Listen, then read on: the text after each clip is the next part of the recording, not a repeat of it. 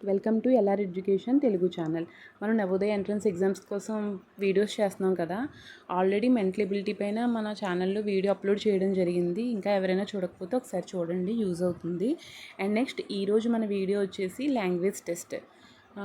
Language test ఏంటి అంటే, మనం అప్లికేషన్ పెట్టేటప్పుడే, ఎంట్రన్స్ ఎగ్జామ్కి అప్లికేషన్ పెట్టేటప్పుడే లాంగ్వేజ్ సెలెక్ట్ చేసుకోవాలి. అప్పుడు తెలుగు పెడితే ఇక్కడ లాంగ్వేజ్ టెస్ట్లో తెలుగు ప్యాసేజెస్ వస్తాయి. ఇంగ్లీష్ సెలెక్ట్ చేసుకుంటే ఇంగ్లీష్ ప్యాసేజెస్, అలా ఏ లాంగ్వేజ్ రీజన్స్ని బట్టి ఏ లాంగ్వేజ్ సెలెక్ట్ చేసుకుంటే ఆ లాంగ్వేజ్లో ప్యాసేజ్లు వస్తాయి. ఎన్ని మార్క్స్కి అంటే 25 మార్క్స్. లాంగ్వేజ్ టెస్ట్ మీద 25 మార్క్స్ ఉంటాయి. ఇవి ఏవి కూడా మనం బట్టి చదివేవో, గ్రామర్ నేర్చుకొని అలా ఏం కాదు. ప్యాసేజ్ ఉంటుంది, ప్యాసేజ్ కింద 5 క్వశ్చన్స్ ఉంటాయి. సో ఈజీగా పిల్లలు ప్యాసేజ్ చదివి ఆన్సర్ చేయొచ్చు. కొంచెం ప్రాక్టీస్ ఇవ్వాలి, చిన్నపిల్లలు కదా, టైమ్ మేనేజ్మెంట్ కోసం అదిను. 25 మార్క్స్, 20 క్వశ్చన్స్. అంటే 4 ప్యాసేజెస్ ఇస్తాడు. Each passage contains 5 questions. So 4 5 20 marks, 20 questions, 25 marks. ఓకేనా? సో అందువల్ల ఏంటంటే కొంచెం ప్రాక్టీస్ చేస్తే, అంటే మనం ఏ లాంగ్వేజ్ పెట్టామో ఆ లాంగ్వేజ్లో ప్యాసేజ్ని కొంచెం ప్రాక్టీస్ చేస్తే చాలా యూస్ఫుల్గా ఉంటుంది పిల్లలకి. ఓకే, లేట్ చేయకుండా మనం ప్యాసేజ్ చూద్దాం. సో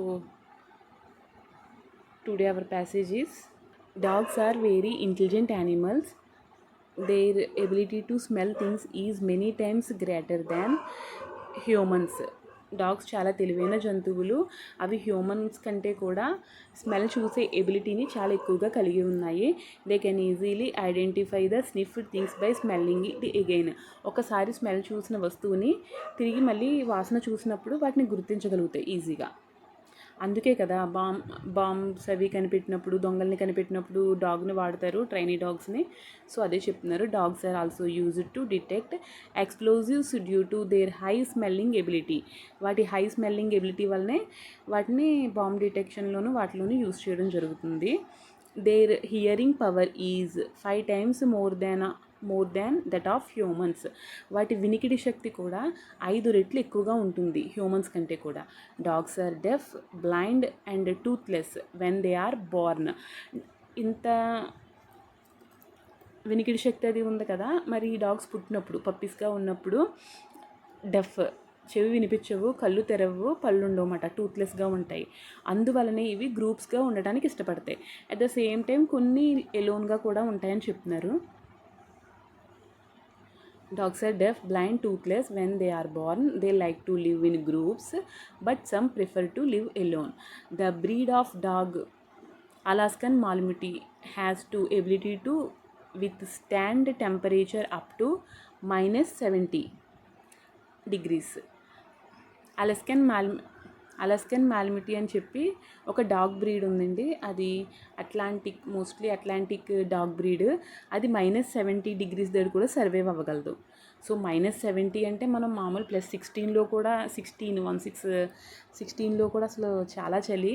సో -70 degreeలో కూడా సర్వైవ్ అవ్వగలదు. దాని స్పెషల్ ఎబిలిటీ అది. Of course when dogs are cared for properly and treated with respect, they can be incredibly loving, playful and intelligent companions. డాగ్స్ని ఎప్పుడైతే ప్రేమగా, జాగ్రత్తగా, గౌరవంగా చూస్తామో అప్పుడు అవి చాలా చాలా అంటే చాలా ప్రేమని, చాలా మనతో ఆడుతూ, చాలా తెలివైన ఒక తోడు ఉన్నట్టుగా ఉంటుంది డాగ్ ఉంటే మనం అలా చూసినప్పుడు అని చెప్తున్నారు. అంతే కదా, ఏదైనా డాగ్కి మనం కొంచెం ప్రేమగా ఉన్నామంటే అవి చాలా విశ్వాసాన్ని చూపిస్తాయి. అదే విషయం చెప్తున్నారు. నెక్స్ట్ ఈ ప్యాసేజ్కి సంబంధించి కింద 5 క్వశ్చన్స్ ఇచ్చారు. 5 క్వశ్చన్స్ చూద్దాము. నేను క్వశ్చన్ చదువుతాను, మీరు ఆన్సర్ నాకంటే ముందు చెప్తే మీరు ఆన్సర్ కామెంట్ చేయండి. ఓకేనా? క్వశ్చన్ చూద్దాము. Dogs are used by bomb disposal squads because. ఎందుకు? ఆప్షన్స్ చూద్దాం. Option A, they have good hearing power. Option B, they can detect explosive due to their smelling ability. Option C, they are good friends. Option D, they are quite loyal and faithful. ఎందుకు bomb disposal అంటే అవి ఫెయిత్ఫుల్లే, ఇవన్నీ okay, but bomb డిస్పోజల్గా ఎందుకు వాడుతున్నారని అడుగుతున్నారు. Detect explosives ఇక్కడ మన ప్యాసేజ్లో ఉంది. ఇదిగో detect explosive duty of high smelling ability. So అది క్లూ వర్డ్గా తీసుకొని answer option B. The Alaskan malamute can live in extreme cold climatic condition because it. ఇది ఆప్షన్స్ అన్నీ చూసే పని కూడా లేదండి, సింపుల్గా -70 can withstand temperature up to -70 degrees. So ఇదే ఆన్సర్. అంటే పాజిటివ్గా ఉందో లేదు చూడండి అంతే. కెనాట్ అంటే పెట్టము, కెన్ ఉంది కాబట్టి can withstand temperature up to -70 degrees. So answer C. అంటే ఆప్షన్స్లో ఉన్నవి నీడిల్, లాట్ ఆఫ్ కేర్ ఇవన్నీ ఉన్నాయి, కానీ క్వశ్చన్ అలస్కన్ మాల్మిట్ కోసం కదా, అందుకని చెప్పి -70 సెలెక్ట్ చేసాం. And next, dogs also need to be treated with respect because they can be faithful companion to human beings. మన ప్యాసేజ్ లాస్ట్లో ఉంది ఈ line, incredible loving intelligent companion అని చెప్పి. సో అంతే, అది క్లూ వర్డ్గా తీసుకొని థర్డ్ క్వశ్చన్కి D answer. They can be faithful companion to human beings. ఎందుకు రెస్పెక్ట్ఫుల్గా ట్రీట్ చేయాలి, ఓకేనా. 74th క్వశ్చన్, ఇది కొంచెం చూసి పెట్టాలి పిల్లలు. ఈ 3 క్వశ్చన్స్కి క్లూ పైనే ఉంది కాబట్టి నో ప్రాబ్లం, ఆన్సర్ పైనే ఉంది. 4th question, the antonym of faithful is. Faithful అంటే నమ్మకమైన. దీనికి యాంటోనిమ్ రాయాలి. యాంటోనిమ్ అంటే ఆపోజిట్ వర్డ్, సినోనిమ్ అంటే మీనింగ్. సో ఇక్కడ మనం యాంటోనిమ్ రాయాలి. ఫెయిత్ఫుల్ అనేది పాజిటివ్ వర్డ్ కదా, నమ్మకమైన, దీనికి విరుద్ధంగా ఉన్నది రాయాలి.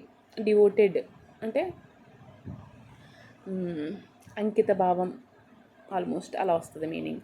అన్హెజిటేటింగ్ అంటే తడబాటు లేకుండా. హెజిటేటింగ్ అంటే తడబడటం, అన్హెజిటేటింగ్ అంటే తడబాటు లేకుండా. డెడికేటెడ్ అంటే అంకిత భావం. డివోటెడ్ అన్నా డెడికేటెడ్ అన్నా ఆల్మోస్ట్ అంకిత భావం వస్తుంది. అది కూడా ఫెయిత్ఫుల్గానే ఉంటుంది కదా, నమ్మకంగా అలా వస్తుంది. అంటే సినానిమ్ అవ్వచ్చేమో కానీ యాంటోనిమ్ కాదు.